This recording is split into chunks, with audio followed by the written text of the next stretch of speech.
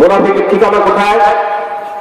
মুনাফিকের ঠিকানা হলো জাহান্নাম, জাহান্নামের সর্বনিম্ন স্তর। আল্লাহ ঘোষণা করেছেন, ইন্নাল মুনাফিকিনা ফিদ দারকিল আসফালি মিনান নার।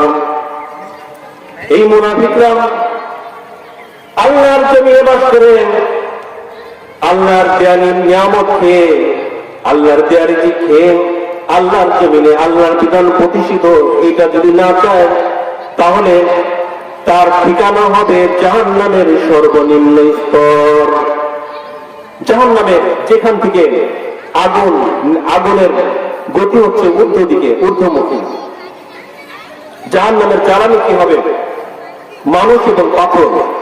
পাথর হবে জাহান্নামের জ্বালানি, আর জাহান্নামের মধ্যে মানুষ, যারা কাফের, আল্লাহর অবৈধচারী, এই সমস্ত যাদেরকে জাহান্নামে দেওয়া হবে, এই মানুষ জাহান্নামের মধ্যে জ্বলবে।